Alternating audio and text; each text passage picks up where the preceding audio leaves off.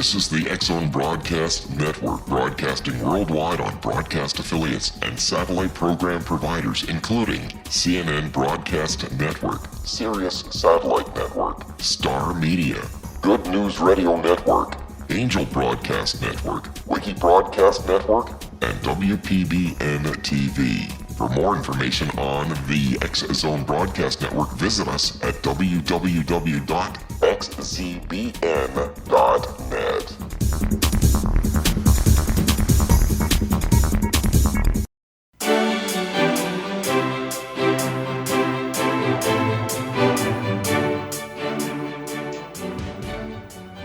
A vast universe exists within and beyond our reality. What we realize with our five senses is but a tiny fraction of all that is real. The universe is not a product of matter and energy, but a projection of consciousness and energy.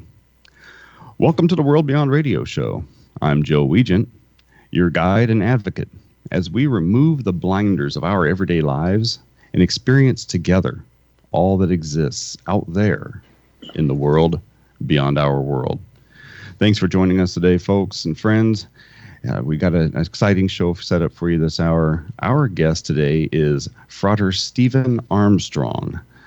Now, Stephen Armstrong has been a student and practitioner of spirituality and mysticism all of his life. He is a professional historian, a philosopher, and teacher based in the San Francisco Bay Area. After an undergraduate degree from Yale, he was a Jesuit for 24 years and was ordained by the Byzantine Greek Catholic Church. Having left that vocation, he joined the Rosicrucian Order of AMORC and the Traditional Martinist Order in San Jose, California. He has served in several ritual and administrative positions in the order, and he works at the Grand Lodge in San Jose, California in membership services, as well as assisting with the order's publications. His current areas of interest include how the primordial tradition permeates all world traditions, and the way in which the Rosicrucian and Martinist paths provide a unique and unifying viewpoint on those traditions. He is the author of more than 30 published papers, articles, and podcasts, and he is a lecturer for the Rose Croix University International. Father Stephen, welcome to the show today. Thank you very much. It's great to be here. In just a few brief minutes, can you tell me how it was that you started on this path? What led you down this road to where we are today? Well, you mean in terms of the Rosicrucians? Yes, go ahead. Okay, great. Well, as I was getting ready to enter the Jesuits back in 1977, I was visiting a friend in San Jose, and I was out walking, and I turned the corner, and Shazam, Egypt was there. Rosicrucian Park is a full city block on Nagley Avenue, and it's all in Egyptian Renaissance style. So I went into the museum, enjoyed it, and picked up the booklet, the introductory booklet, Mastery of Life, and read that, and I found it very interesting, but I was already on another trajectory. And so, but that seed was planted there. And so years later, my partner and I came down to the Rosicrucian Egyptian Museum, and it rekindled the spark for me. And so I sent off the application and joined, and have really found a wonderful home with the Rosicrucian Order and the Traditional Martinist Order. And what path were you following whenever you bumped into the Egyptian Museum? Oh, well, I was entering the Jesuit order, the Society of Jesus. It's a religious order within the Catholic communion of churches. And so the turn into a happenstance into the Egyptian Museum changed that entire path. Well, it planted a seed. And so after I had been a Jesuit for 24 years, which I did very happily, loved it, and still stay in touch with my fellow Jesuits, but the time came for me to leave. In a religious order, there isn't the possibility of having a partner. So it was time for me to go, and I left on great terms. And but happily, that seed had been planted about the Rosicrucians, and so it was a natural transition. The being ordained into the Byzantine Greek Catholic Church, is that a part of the Jesuit order, or is that a separate function there? How did that go about? Well, Jesuits serve all of the 21 Catholic churches that make up the Catholic communion of churches. Most people are only familiar with the Roman Catholic Church, but there are Byzantine Catholics, Coptic Catholics. We hear a lot now about the various Christians in the Middle East, sadly, in very dire circumstances. But so it just a Jesuit can serve any one of those churches, and so my inclination was to be ordained in the Byzantine Greek Catholic Church. So it integrates. Now, is that more of the Roman Catholic style, or is that more the Eastern Orthodox, or is it a mixture of both? How does that work with the Jesuits? It's exact for me, and the circumstances the church I was in. It's exactly like Eastern Orthodox, except that we were in communion with Rome. How about that? Yeah. So, briefly, what is Rosicrucianism?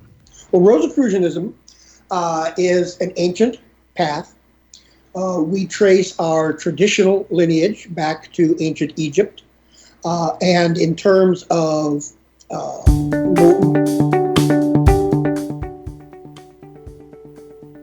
I'm gonna have to cut your answer short for just a few moments. We have to take a hard break here for just a second. Folks, you're listening to the World Beyond Radio Show. I'm your host, Joe Weigant. We'll be right back in just a moment with Father Stephen Armstrong.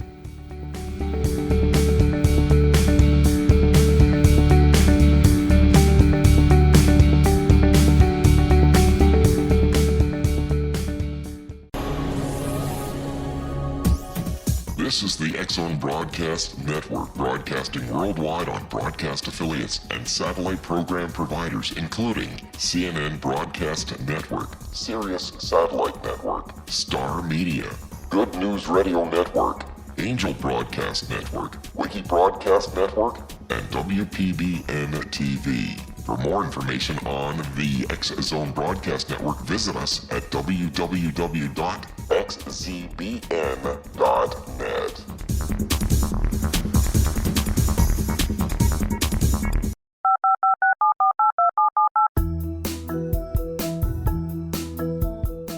Did you know that when you're on the road with limited data or Wi-Fi, you can still listen to the X-Zone Radio Show with Rob McConnell, The Science of Magic with Gwilda Wiyaka, X-1, Dimension X, Space Patrol, and every minute of the X-Zone Broadcast Network by calling 213-401-0080, courtesy of Audio Now. No smartphone, app, or internet needed. It saves your data plan and it's free if you have unlimited minutes.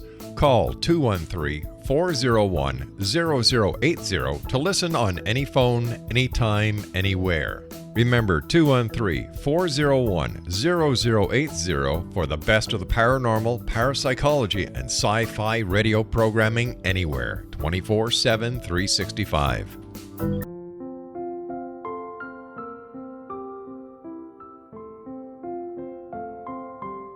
I am Dr. Carl O'Helvey, founder, president of a new cancer foundation focusing on evidence-based physical, mental, and spiritual interventions, including natural cancer cures, prayer, meditation, affirmations, nutrition, and other related holistic cancer prevention and cure modalities. These are used in cancer education, research, and financing care.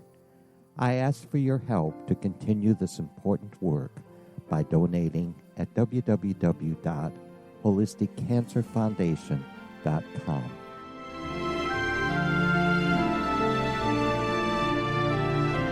Hello, I'm Pete Marsh. With my daughter Justina, we will be presenting the new radio show, Too Good to Be True. If something seems too good to be true, it usually is. But with the help of Justina's amazing gifts, we're going to gain insight into questions that don't yet have complete answers. Have you wondered who built Stonehenge and for what reason? Why are crop circles found in the same region as Stonehenge and elsewhere? Are crop circles a hoax, or are they created with technologies that we have little knowledge of? Who built the pyramids in Egypt and also in other countries? How and why were they built? Was the Titanic switched with the Britannic as part of a gigantic insurance fraud, or for more insidious reasons? What caused the Tunguska event when trees were flattened over an 800 square mile area in Siberia? Will the new insights be too good to be true? Well, that will depend on what you are prepared to believe. Please join us as we start on this journey together. For more information on Too Good to Be True, visit www.xzbn.net. Little children aren't the only ones afraid of the dark. Millions of soldiers return from war zones with PTSD, anger, frustration, fear, and loneliness, much of which surfaces during the darkness of the night. You have the chance to change the lives of these American heroes. Songs and Stories for Soldiers.us provides free MP3 players for these men and women. With a list of 3 million songs in 16 different styles, 100,000 audiobooks, and 30,000 old-time radio programs, every veteran can find something to soothe and comfort them at no cost. All our players contain an 8-hour audio program designed to help veterans fall asleep. With 1,500 plus vets now participating, it's our goal to deliver 10,000 audio players this year. Go to our website at songsandstoriesforsoldiers.us. Help us help a veteran make it through the night.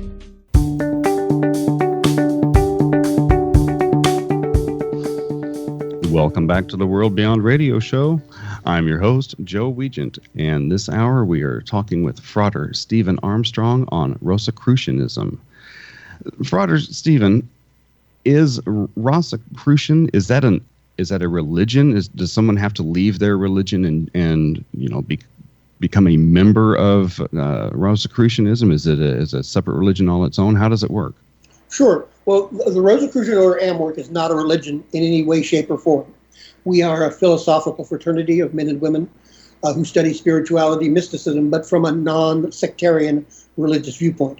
So no one has to leave their faith if they belong to a faith community. In fact, we have members of just about every faith community under the sun.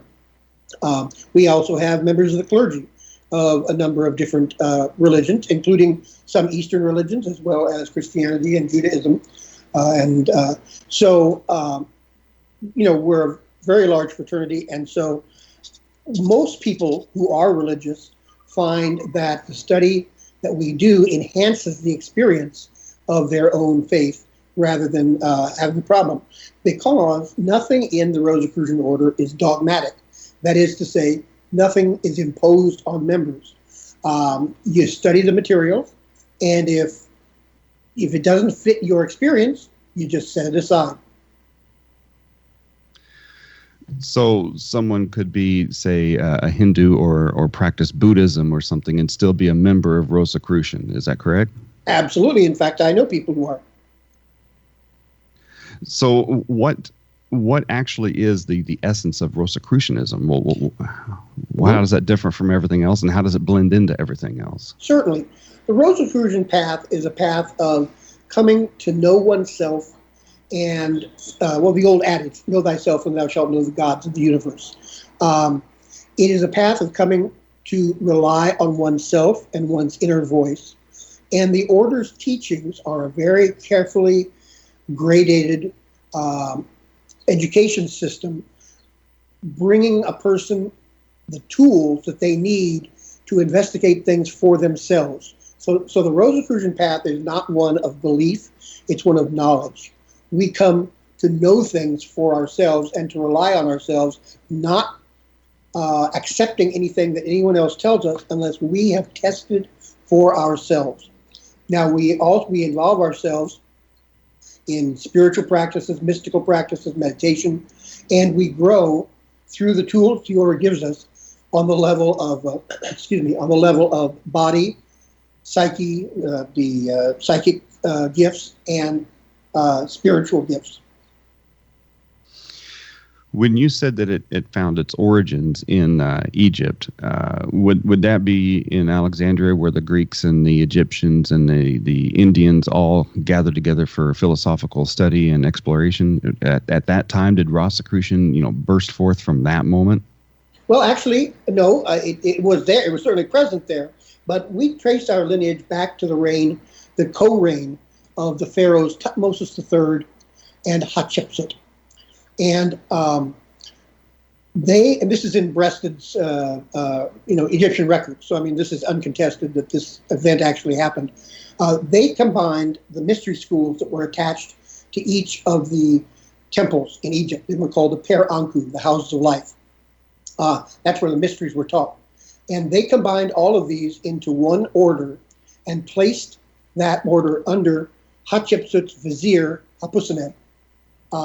And so that's what we trace. Now, we don't claim that they call themselves Rosicrucians or anything like that, but we trace our distant origins to that unifying of all the mystery schools of ancient Egypt. Now then, it goes along through the centuries under many forms. We just finished the Rosicrucian Digest timeline series, which you can find at rosicrucian.org, which traces all the various tributaries, alchemy, Neoplatonism, Kabbalah, etc., that flow into the Rosicrucian order. But then in 1614, 1615, and 1616, the three original Rosicrucian manifestos were published, and Rosicrucianism arose in Europe and was visible once again. And then that continued for centuries until our founder of this round of Rosicrucian work, H. Spencer Lewis, was initiated in Toulouse in 1909 by the Rosicrucians there and given the mandate to bring Rosicrucianism back to North America, where it had been twice before. Once in Carmel, what is now Carmel, in about 1602, 1603, and then secondly, in colonial period, where both Benjamin Franklin and Thomas Jefferson were associated with our work. When you say that Rosicrucianism is a search for truth and a search for knowledge, what kinds of things should an adept be exposed to? What kinds of truths are you leading them to, and do you ever really find it? Do we ever find truth? Well, I certainly think so. Yes, it's various kinds. It all depends on what the person is looking for, of course. But the truths of our own abilities. On one level, we are helping the course helps members to hone their own psychic skills, their own abilities, and their spiritual abilities. But the truth is that the ancient adage, as above, so below, there is a natural correspondence in all things. So this is one of the basic Hermetic adages. So that we experience the oneness of all. And the ultimate goal, of course, of Rosicrucian path and of many paths is to be in union with the original source of all. You could call it the divine. Some people call it God. We refer to God of our hearts, God of our realization, and we don't define what or who God is. That's up to the individual to experience for themselves. I guess the real key is experience. Paracelsus, for instance, was very big on getting out and experiencing things. That's, I think, the core, is that it's a kind of gnosis. It's an inner experience of something so that we really come to know it.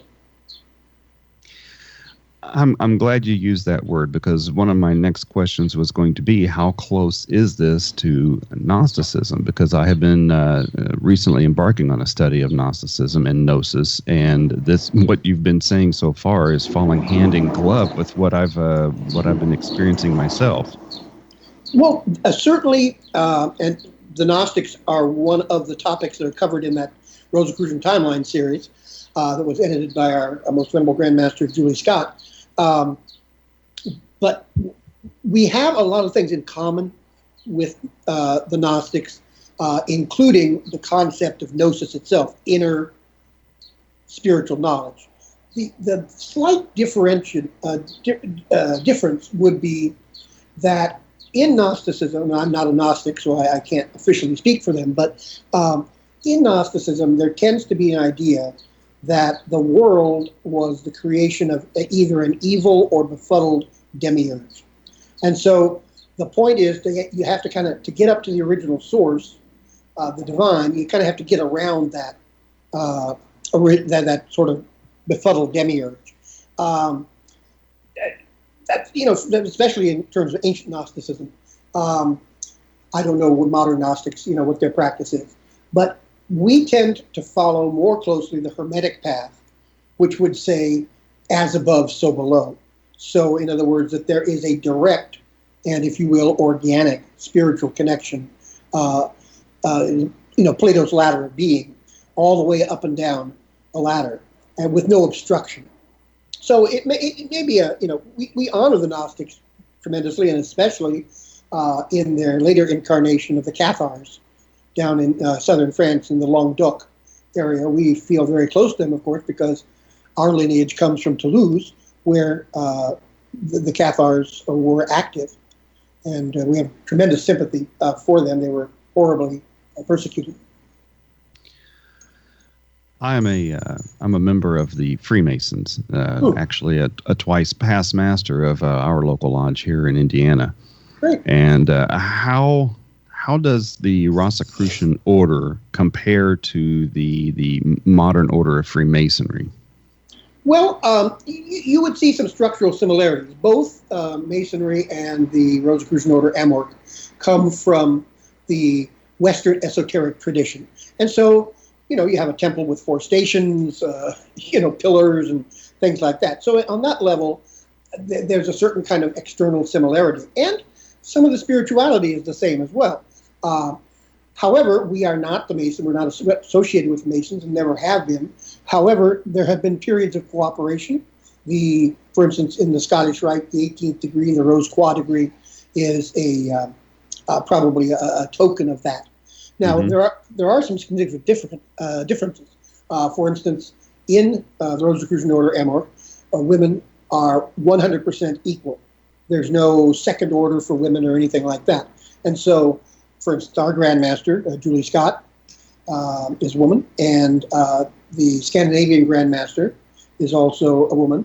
And so you have, and women, play all kinds of leadership roles in the order and in our rituals as well. In fact, in a Rosicrucian convocation, there is no part that a woman cannot play, and there are a couple of parts that men cannot play. Interesting. So there really is a tremendous equality, and one of the things too about the Rosicrucian path is the complementarity, the wonderful complementarity of the masculine and feminine energies. And we see that going all the way back to Tutmosis III and his stepmother Hatshepsut, and then Nefertiti and Akhenaten, important people in our path, and then the co-founders of the Rosicrucian order, Amorc, H. Spencer Lewis and Maybank Stacy. So it's because each of us has the masculine and feminine energies within us, and we find that to be very productive and complementary. How do the initiations and symbolism function within the order? Well, of course, symbols are occasions, things that allow us to connect with other levels of reality that we otherwise would not be able to connect. And rituals are, in essence, a kind of symbols acted out. And so in the order, the basis is the home study. But as you go through each level, you become eligible for a temple initiation. There are home initiations, which people do and are very useful, but the communal experience of a temple initiation, which can take place at the Grand Temple, our Grand Temple being in San Jose, or at one of the lodge temples throughout our jurisdiction and throughout the world, it enhances it because you have the shared experience, not only of your common study, but of common symbols, rituals, etc., which bind us together and help to raise us collectively to a new level. I've had the honor of serving on the ritual team at the Rosicrucian Park for many years, and it is a tremendous experience, both receiving the initiations and then participating in conferring them. It's just a tremendous honor and fun also. I mean, spirituality should be fun. Well, absolutely. I also do a number of lectures within the Masonic Order, and it is an honor to be able to do some of these lectures and play these parts for these people going through their 3 degrees. We're going to take a short break for just a moment, and when we come back, we will continue our conversation with Frater Stephen Armstrong. This is the World Beyond Radio Show. I'm your host, Joe Weigant. Stay tuned. We'll be right back.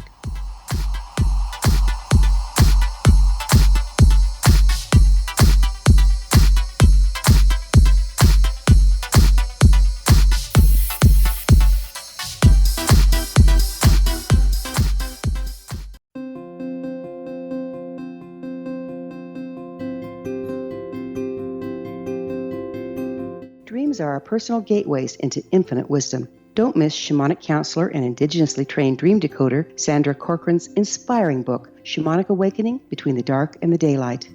This remarkable work chronicles Sandra's 35 years of experience with diverse wisdom keepers and her initiations throughout the Americas and across the British Isles, Turkey, Greece, and Egypt. Sandy's knowledge of symbology, psychology, and myth influence her dream blog and workshops. Sandy offers private tarot readings, international journeys, a meditative CD, as well as her book, Shamanic Awakening, to encourage you as you navigate this earth walk, creating a deeper connection to yourself and all that is. Find this and more at Sandy's website, starwalkervisions.com.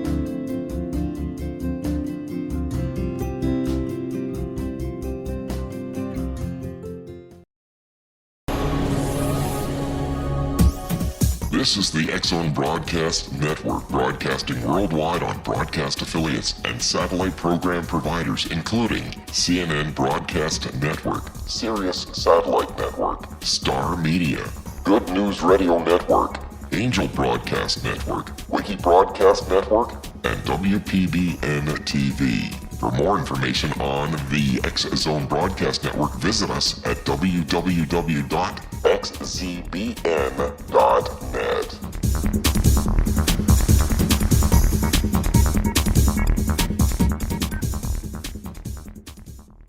How would you like to be able to read other people's minds? Well, the next best thing is here. When you know how to read a person's name, you know how the person thinks, feels, and behaves. Each letter in our name holds a key to unlock our true essence. Our name contains both our gifts and challenges in this lifetime. Mnemology science discovers personality secrets hidden in the placement of the letters of our names, including the first and last impression people remember about us. Sharon shows us how to interpret the arrangement of letters as outlined in her book, Know the Name, Know the Person. Sharon Lynn Wyeth created mnemology science after 18 years of research and testing her theories, and has supported thousands of people around the world in understanding themselves and others better. You'll enjoy Sharon's unique teachings as she shares her system to learn the gifts behind your given birth name. Even if you don't like your birth name, there are jewels in this book. If you're thinking of changing your name, ready to name your child, or wanting to get along better with others, this is the book for you. If you'd like to improve your relationships and change your life for the better, get the book today, Know the Name, Know the Person, or visit www.knowthename.com. That's www.knowthename.com.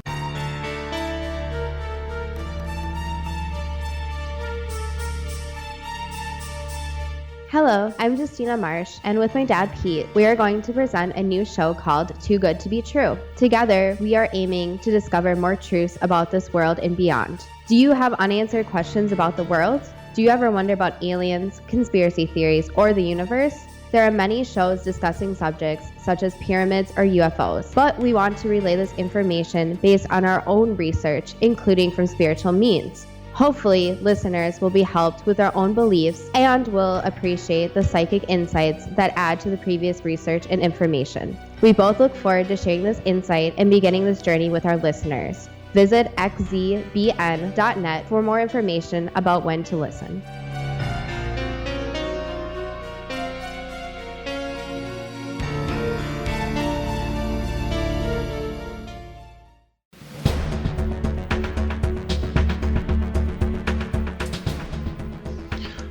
Welcome back to the World Beyond Radio Show. I'm your host, Joe Weigant, and we are talking about the Rosicrucian Order with Frater Stephen Armstrong.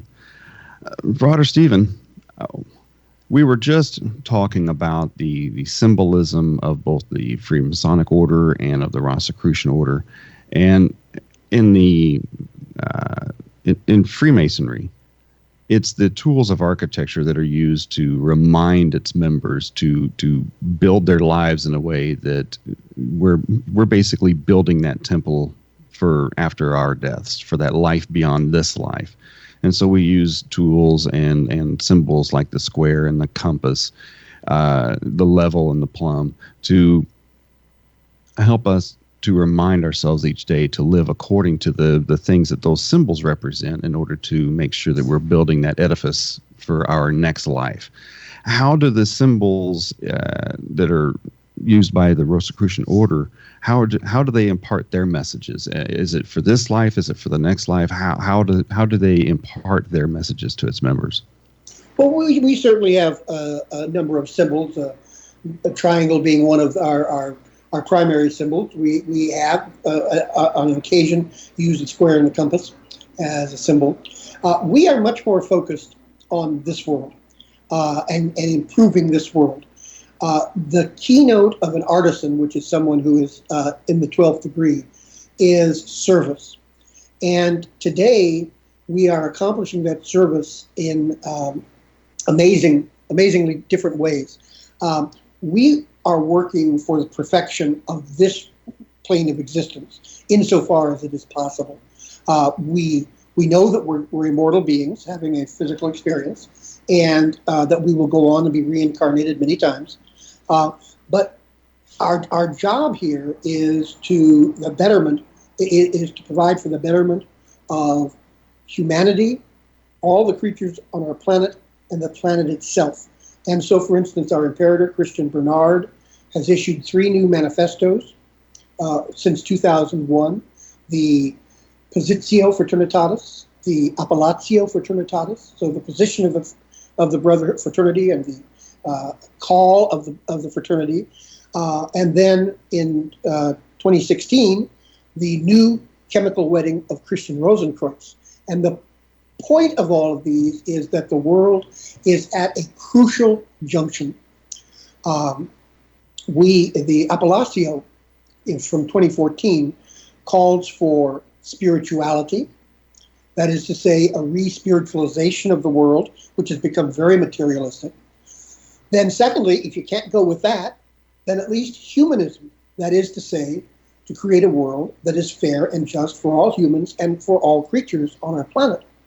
And if you can't go with that, then ecology. Because if we cannot preserve this beautiful planet that we have been given, we will have nowhere to live and to practice spirituality and humanism. A good example of where we're going on that is a project that the French Grand Lodge created called Hope2050.org. It's a beautiful evocation of what we are visualizing, that the world will turn around and correct the grievous problems that are facing us. So here's the big question. What is mysticism? Okay, great. A couple of things. First of all, in order to understand some of it, I recommend that people view our new 9-part video series that we've created. It's over on YouTube/Rosicrucian TV, called The Sacred History of the Rosicrucians. And you'll get a lot of information about mysticism there. But in a kernel, mysticism is direct connection with the divine, however you conceive the divine to be, without intermediary, and the consecrated languages, without intermediary of priest or king. So you have the great mystics of all time. Some are within religion, some are not within religion. Religious mystics, of course, are people like John of the Cross, Teresa of Avila, St. Simeon the New Theologian, Maximus the Confessor, in Christianity, and then certainly in Judaism, the Kabbalah, and then in the Far East, the Master Buddha. I mean, there's all kinds of mystics within religion, but then there's also mystics like in the Rosicrucians who are not in one particular mystical path. Now, in addition to that, a mystic has a viewpoint on the world that sees through some of the externals. You know that, like in Hinduism, they have the principle that everything is Maya, that the separateness is an illusion. And so the mystic has a kind of leg up, you might say, in being able to see the world as it really is. Now, nobody can fully live that way on this plane of existence, but we move in that direction. And H. Spencer Lewis and Ralph Maxwell Lewis, our two former imperators, and Christian Bernard, all were very deep mystics. But it's also, we use the term practical mysticism. That is to say that it's not some, pie in the sky kind of thing. This is practical. It works on a daily basis to help us in life, business, relationships, etc. So mysticism is not so much an exploration of the universe as it also is an exploration of ourselves in the universe. Right. Well, that's in fact, we go back to that adage that was above the temple of Apollo at Delphi. Know thyself and thou shalt know the universe and the gods. Because it's not only as above, so below, it's also as without, so within. So as with outside of myself, so within myself. So, you can search for the divine in the universe, but you can also search for the divine in your own heart. Both are equally valid, and they're completely complementary to one another.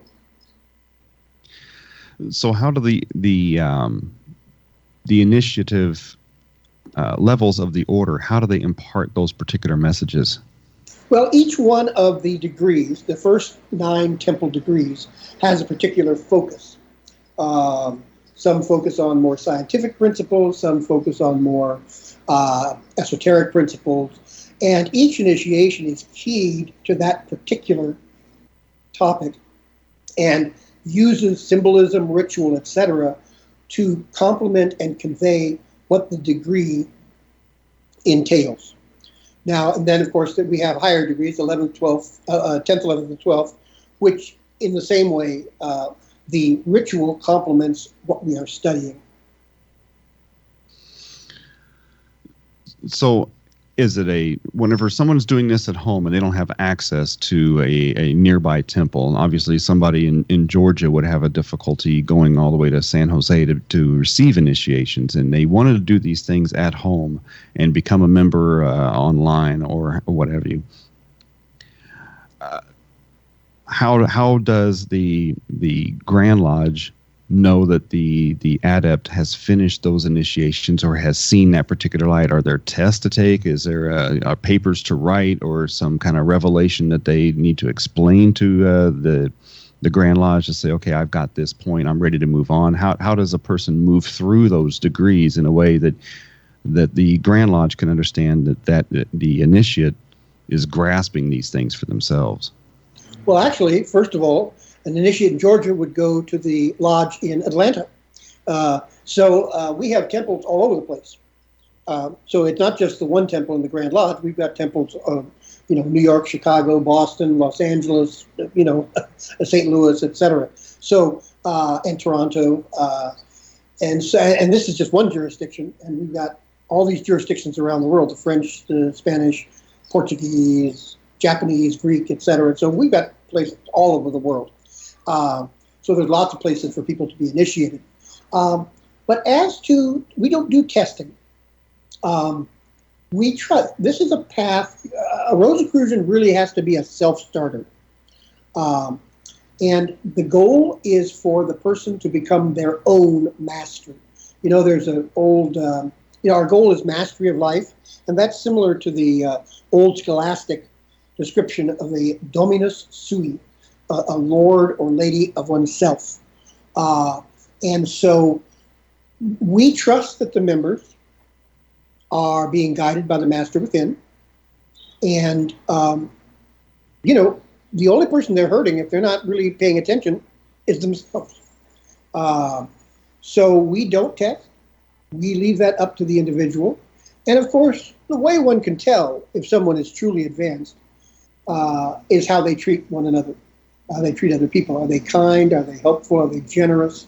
We don't look for people to, be shining with brilliant light around them or something like that. I mean, those phenomena do exist and do happen from time to time, but that's not what true advancement is. True advancement is becoming a more divine human being, someone who is living the fact that we are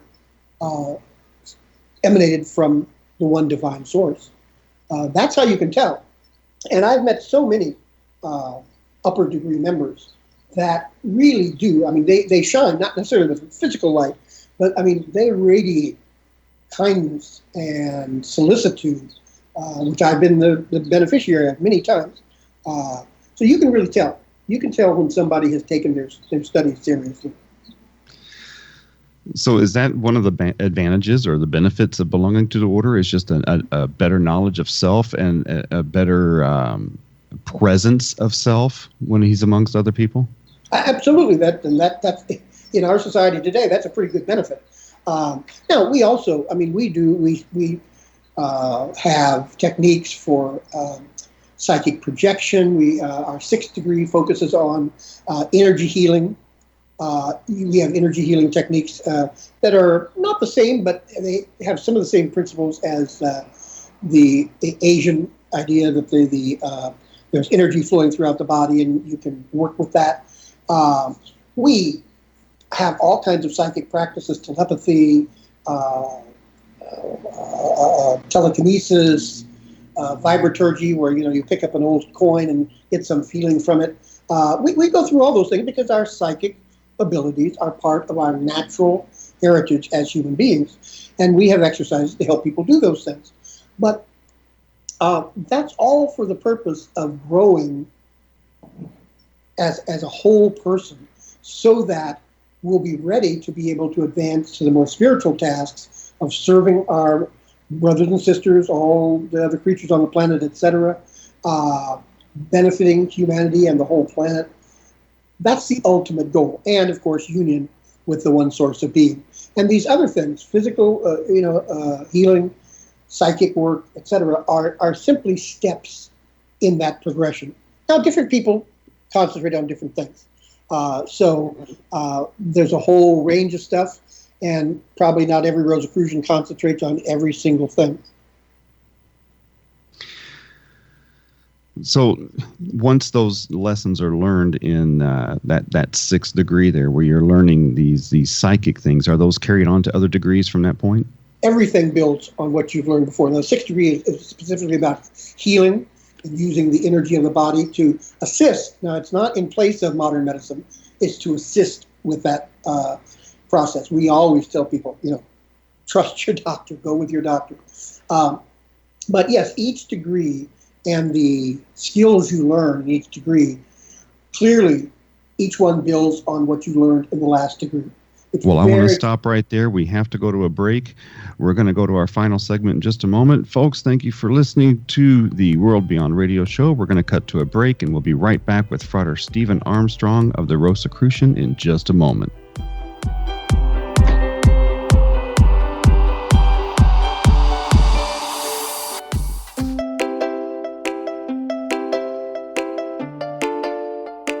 Are you curious? Do you want to learn more about how the world works and have fun at the same time? Study coincidences with me, Dr. Bernie Beitman, MD, on my Connecting with Coincidence radio show here on the XZBN network. Listen to Jungians theorize, statisticians randomize, true believers evangelize, while I categorize. I dance to the rhythm of coincidences. People who experience me see more of them. Maybe something on the show matches a thought in your mind. Let us know. Expand your mind to the weirdness happening around you. Synchronicity spoken here, there, and everywhere. For more information, put Connecting with Coincidence in your search engine and find my website, my social media sites, and my blog.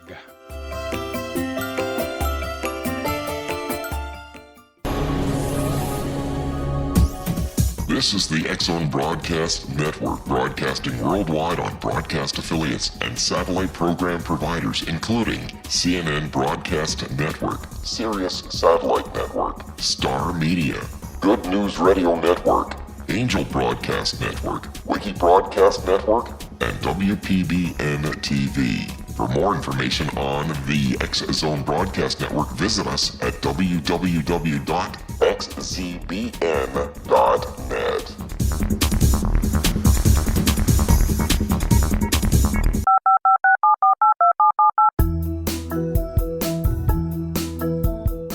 Did you know that when you're on the road with limited data or Wi-Fi, you can still listen to the X-Zone Radio Show with Rob McConnell, The Science of Magic with Gwilda Wiyaka, X-1, Dimension X, Space Patrol, and every minute of the X-Zone Broadcast Network by calling 213-401-0080, courtesy of Audio Now. No smartphone, app, or internet needed. It saves your data plan and it's free if you have unlimited minutes. Call 213-401-0080 to listen on any phone, anytime, anywhere. Remember 213-401-0080 for the best of the paranormal, parapsychology, and sci-fi radio programming anywhere, 24/7, 365.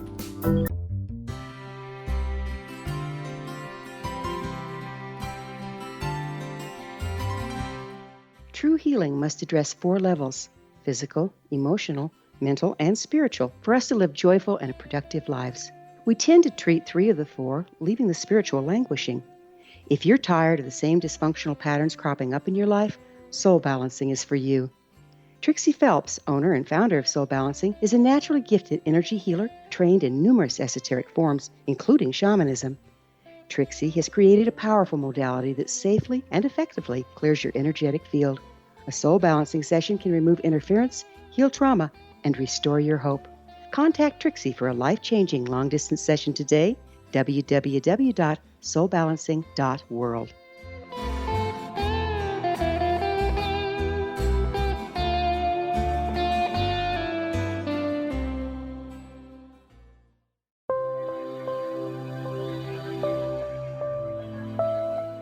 There's a legend shared by many indigenous cultures of a time when the nations were cast to the 4 corners of the world. Each nation was given a body of sacred knowledge that held a different portion of the truth to preserve. True reality could not be known until all the nations reunited, combining the information. If a single one was missing, the world could not be reborn and darkness would prevail. The Science of Magic Radio is dedicated to reuniting the sacred knowledge. With the understanding, none of us has all the answers, but together we can open new perceptions and possibilities. Through our combined vision, the world can be reborn into a place where darkness no longer prevails. Join me, Gwilda Wiyaka, and the Science of Magic daily on the X-Zone Broadcast Network, xzbn.net, or visit us at thescienceofmagic.net.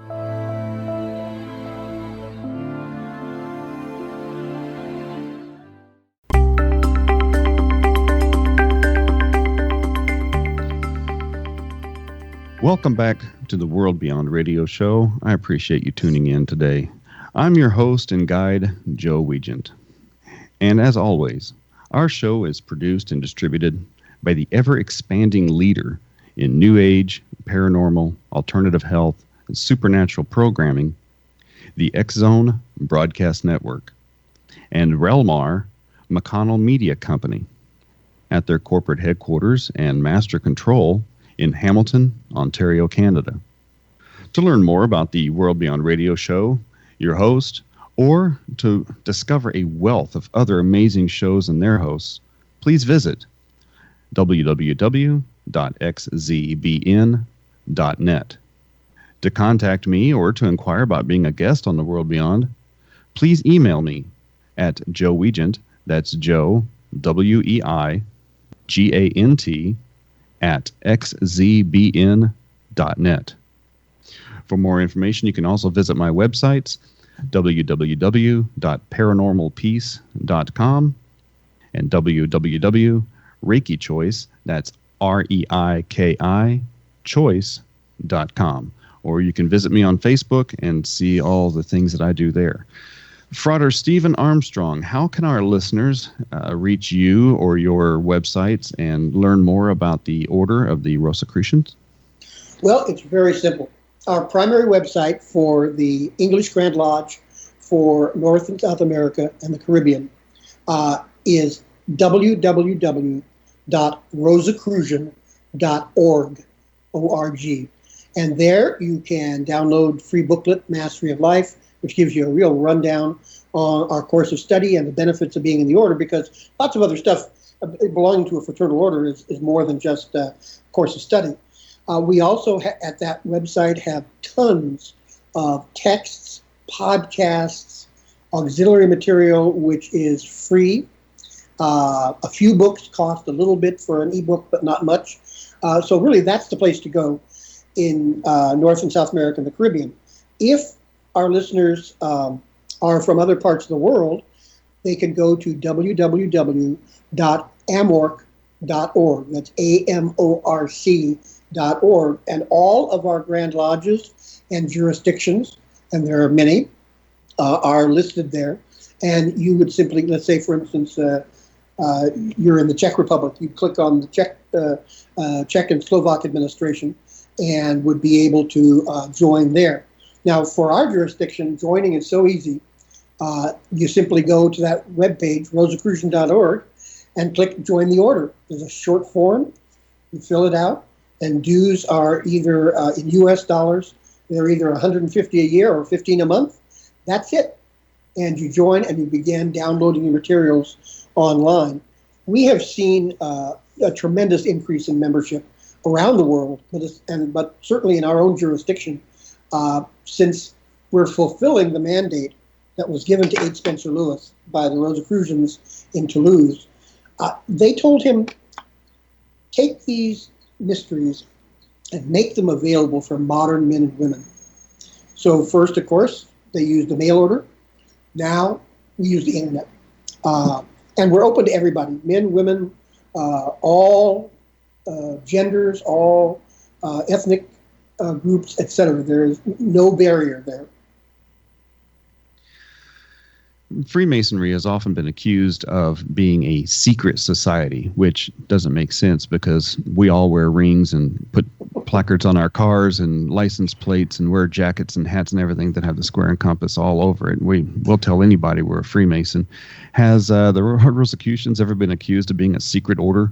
Oh, all the time. And I say to people, we're not doing a very good job of it. We've got a full city block in San Jose of Egyptian buildings. We have a similar thing in Curitiba, Brazil, and we have a beautiful, huge building in Paris. So we're not doing a very good job of keeping things secret. The idea is, though, it's a fraternal order, and just like Masonry, of course there are things like passwords and various things like that you have to be a member to know. But we are very open nowadays. When you go to our website, rosicrucian.org, we share so much information. We're not a secret society. If so, we're getting a bad grade on it. I joke with people whenever they start accusing Freemasonry of trying to take over the world and being connected with some Illuminati or whatever stuff. And I always joke back with them and say, yes, the Freemasons are trying to take over the world one pancake breakfast at a time. Yes. Well, after all, the French Revolution, the American Revolution, were certainly based on a Rosicrucian and Masonic ideals. So we have the New World Order is in fact the liberal, democratic, free world. That's the real deal that these ideals brought about. Precisely. You mentioned during our last segment about psychic abilities and energy healing. I'm a Reiki master, and I run a business doing Reiki healing for people. How is the essence of the energy work that you're teaching in Rosicrucians? How similar or different is it from Reiki practice? Well, I don't know Reiki, so I really can't make a comparison. However, what we do, we understand that there's energy running through the body, according not only the nervous system, but in psychic centers, etc. And what we do is using the various polarities, negative and positive, like in electricity, not meaning bad or good, to influence parts of the body that need healing, to restore balance in terms of energy. If more positive energy is needed, we have ways of placing our fingers on certain parts of the spinal column that then will radiate the proper energy to the place that is needed. So it really is a question of balance. But we also say you've got to be eating correctly, getting exercise, getting rest, doing all the things so that you are following nature. And then if something gets out of balance, this helps. And every once in a while you have to go to a doctor because something is dangerously out of balance. But for the most part, we can keep ourselves in balance with these kind of energy practices. I like what you were saying a little bit ago about using psychometry. I think you use a different word for it, about picking up objects and being able to see where the object has been and who held it last, and some of the other the psychic exercises that you're using to expand the mind and expand consciousness and receptivity to intuition and those kinds of things. That pricked my ears because that's the kind of work that I also do whenever I'm either working with clients in my Reiki practice or whenever I'm doing investigations on haunted houses and things like that. So that's a very interesting piece of what the Rosicrucians is teaching, is the expansion of the psychic nature of our minds. Right. And it helps us to realize that there's lots beyond the physical and what we can just see around us. There's a lot more going on. And I think that's the point, really. Which is exactly the point of my show, just trying to get people to realize that it's not just about going to work and making sure the kids get to soccer practice. There's a great big world out there. Go out there and taste some of it. Absolutely. Well, I'm sitting here actually at the Rosicrucian Cultural Center up in Harlem in New York. We have this wonderful meditation center in New York, and anybody who comes to the Big Apple, we have other local groups here too, but the Rosicrucian Cultural Center is a great place to come in and meditate. And that's linked on our website, rosicrucian.org. We're in Harlem, which is one of the friendliest neighborhoods in New York. And it's just a real oasis, being able to come in, peacefully meditate. I've noticed that a lot of, whenever I go see the Martinist websites and talk to Martinists, there's also some connection with Rosicrucians. What is the connection there? Are Martinists Rosicrucians? Or is it kind of like the way all Shriners are Masons, but not all Masons are Shriners? Or how does that Sure. work? Well, the traditional Martinist order comes from the late 19th century. And in 1940, it was placed under the aegis of the Rosicrucian Order Amorth. And just in time, because World War II. 1939, 1940. So we brought it over here and nurtured it, and then brought it back to the world. Martinism is the way of the heart, deep inner prayer. It's not a religion, and so that is the only order that we are allied with. And so you can study Martinism at home, and you don't have to be a Rosicrucian in our jurisdiction.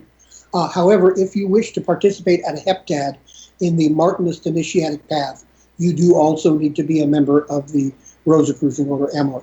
But it's truly a beautiful path. I've gone through the chairs in the Martinist, in the traditional Martinist order, and it's really intimate spirituality in a most beautiful way, and it's based on the teachings and tradition of Louis-Claude de Saint-Martin, who is the unknown philosopher. And our most venerable Grand Master, Julie Scott, is the Grand Master for the Martinists, and the Imperator, Christian Bernard, is the Sovereign Grand Master of the traditional Martinist order. So they really work in parallel, very complementary to one another. We're just about out of time, but can you tell me what Rosicrucianism has done for you personally in your life? As you mentioned at the beginning, I've been a student of mysticism and practitioner all my life. What the Rosicrucian Order has allowed me to do is to organize all my experiences of the past, which not only include Jesuits and Byzantine, but Druids and all kinds of other things. Put that all together in a framework, and the Rosicrucian path helps you to see how all of it interacts with one another. The other thing, and that's kind of on the intellectual level, on the heart level, it's a home. It is a wonderful home.